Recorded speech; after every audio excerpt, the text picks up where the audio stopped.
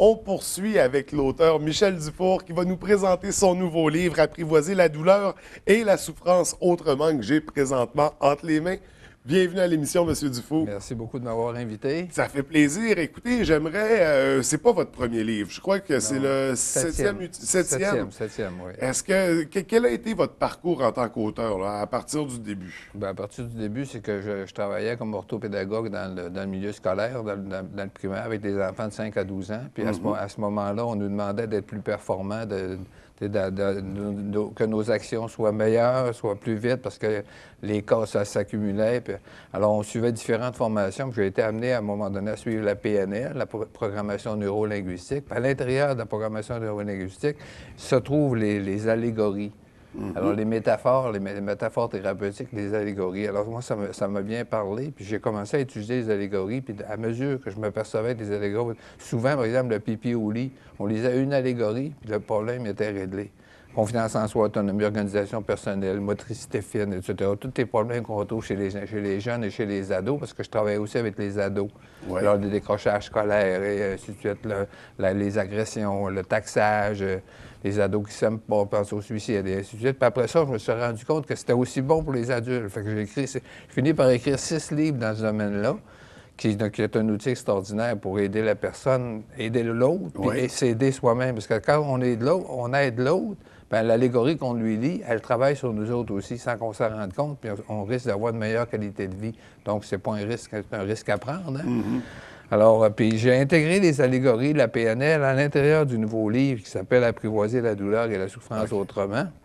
Fait qu'on reste un peu dans la même direction aussi. Oui, parce que c'est apprivoiser la douleur et la souffrance autrement, regarde, si vous tournez de l'autre côté, c'est un coffre à outils thérapeutique. OK. Alors, donc, on présente de nombreux outils pour aider la personne à se prendre en main, aider la personne à relaxer, etc. Parce que souvent, vous allez voir le médecin ou un intervenant dans le milieu hospitalier qui va dire à la personne, « Madame, il faut apprendre à relaxer. Relaxez-vous, monsieur, détendez-vous, monsieur, puis prenez-vous en main.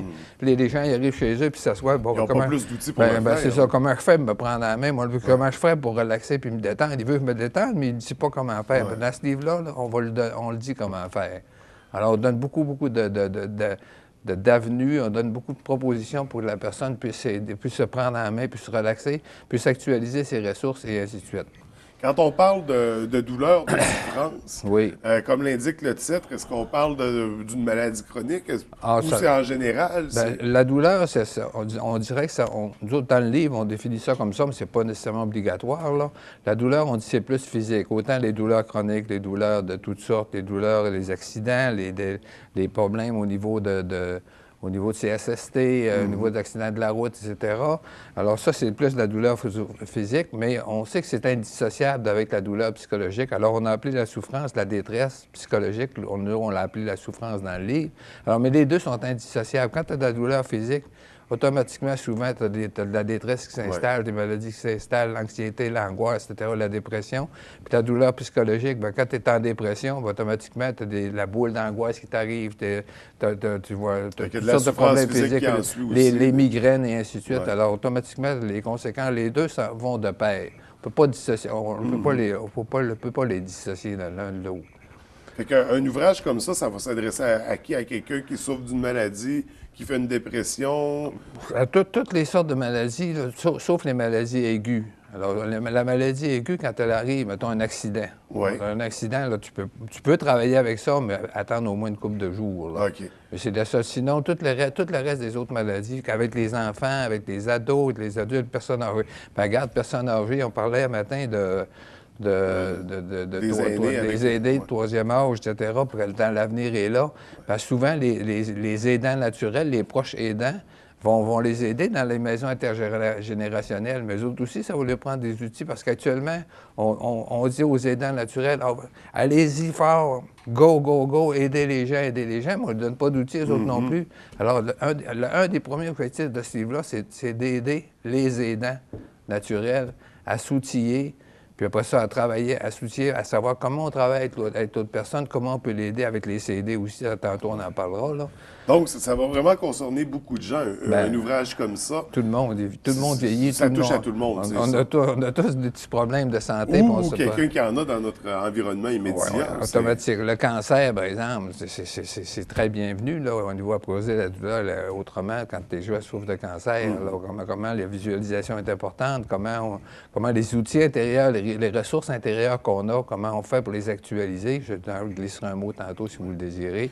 Puis ça, ce livre-là, vous ne l'avez pas écrit seul. Non, ça a été en collaboration. Oui, ça a pris au-dessus de 3 ans. Alors, j'ai travaillé avec un médecin originaire de la région, qui est originaire, c'est-à-dire originaire de Jonquière. Oui. Alors, maintenant, il pratique à Québec. Il s'appelle Jean Lamarche. Alors, il met dans une GMF, un groupe de médecine familiale à Québec, une vingtaine de médecins. Alors, c'est pour ça que ça a pris 3 ans, parce que lui, il n'a pas la même liberté que moi. Alors, heureusement que j'ai un condo à Québec, alors ça me faisait plus facile pour aller travailler. Alors donc, c'est avec Jean Lamarche qui, lui, s'est occupé du côté du volet scientifique et médical. Moi, je me suis occupé du volet plus psychologique et social. Et on parlait tout à l'heure que le livre est accompagné de disques, de CD. Oui, tout à fait. On peut les montrer comme ça à l'écran. De quoi il s'agit exactement? C'est des CD de visualisation. Une visualisation, c'est une visualisation guidée. C'est une imagerie mentale guidée. Alors là-dedans, c'était fait par la maison d'édition Montréal. C'est des acteurs qui font le texte de la narration des CD. Alors, il y a 4 types de visualisations différents, dont tu fais 4 voyages différents à l'intérieur de ton imaginaire. Ces voyages-là ont pour objectif d'actualiser nos ressources intérieures. Alors, parce on dit que l'inconscient ne démêle pas la réalité de la fiction. Alors, il y a un bonhomme qui s'appelle Roger Sperry, qui a gagné le prix Nobel de médecine dans les années 1980 pour avoir découvert finalement la complémentarité des 2 cerveaux. Alors, cerveau gauche, cerveau droit. Alors, dans le cerveau gauche, c'est le monde de la logique, le monde du cartésien, le monde de l'analyse, la synthèse, etc. Tout ce qui touche le côté raisonnement. Tandis que l'inconscient, c'est le côté imaginaire. Tout ce qui touche les émotions, l'imagerie mentale, etc.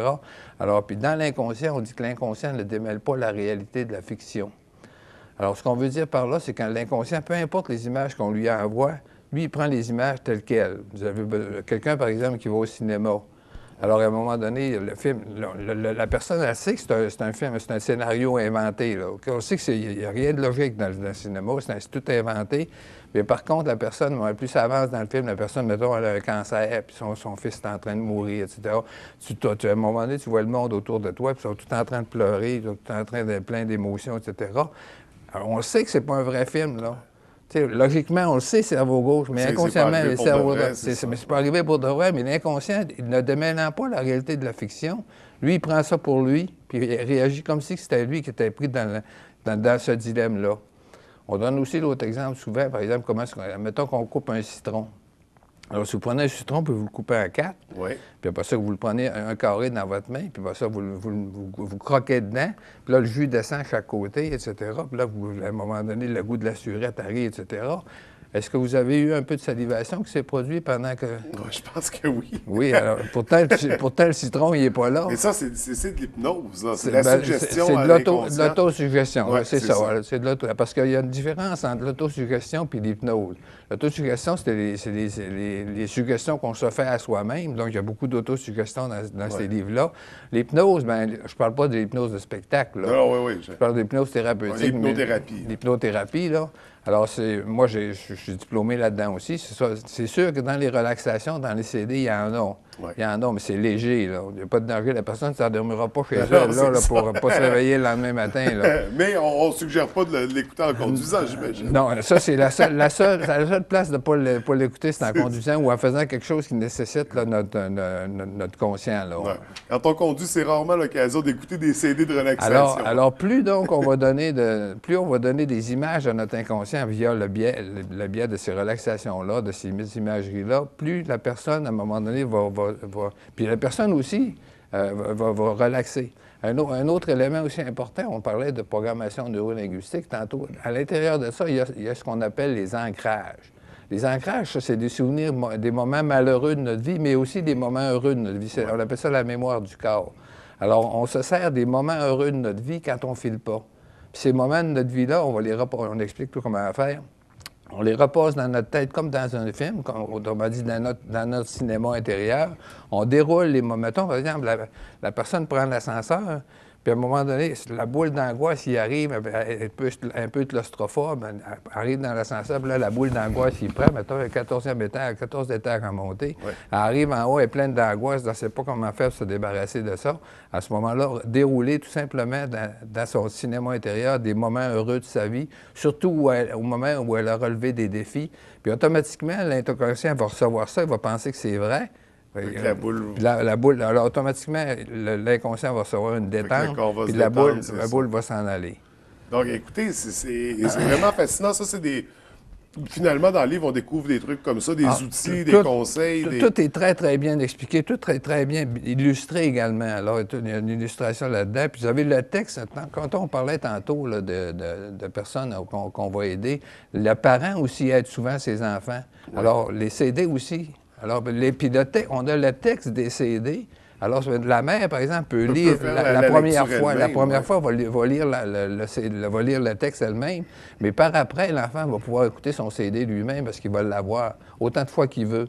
Mais là, bizarrement, l'enfant, étant donné que c'est sa mère qui l'a lu la première fois, va avoir un ancrage de la voix de sa mère. Puis même si c'est une autre madame de Montréal qui fait le texte, bien lui, c'est sa mère qui va entendre. Alors, le lien est encore plus fort, plus intime. Fait que c'est vraiment un outil à se procurer pour tout le monde, finalement. Oui, c'est pour tout le monde, autant soi-même, parce que quand nous autres, on ne sait pas comment faire des fois pour se relaxer, se détendre. Ben, on regarde là-dedans, il y en a plein, on choisit, on a l'embarras du choix. Puis tout est démontré scientifiquement. Là. Nous autres, on n'a pas rien avancé là, que pour le fun de même, l'histoire d'ésotérisme, ça, on ne trouvera pas ça là-dedans. Là. Écoutez, c'est vraiment fascinant comme sujet. J'aurais des tas d'autres questions. Malheureusement, on est pressé par le temps. Pour ceux et celles qui aimeraient compléter les informations autour du livre, vous avez un site Internet que les gens peuvent visiter. Oui, bien... On va sur le... Allez sur Google, cliquez Michel Dufour, écrivain, puis vous allez arriver sur mon site. Donc, sur le site de la Sagami. On peut même rajouter Sagami pour simplifier la recherche. Alors, Michel Dufour, Sagami. C'est sûr, vous allez arriver à mon site direct. On voit tous les ouvrages que vous avez écrits, il y a plus d'informations. Oui. Écoutez, M. Dufour, merci beaucoup de nous avoir présenté cet ouvrage-là, cet outil-là. On invite les gens à le découvrir, à se le procurer. C'est vraiment très intéressant. Je vous souhaite beaucoup de succès avec ce livre-là, avec les 6 précédents aussi, et avec le 8e qui s'en vient, je ne sais pas. Ah, bien là, mais ça commence à cogiter, là. Mais ça va avoir rapport à tout le monde de l'Internet, de l'ordinateur, etc. Donc, ça sera notre prochain sujet de rencontre. Prochaine fois. Merci beaucoup, M. Dufour. Je vous souhaite une belle journée. Au revoir.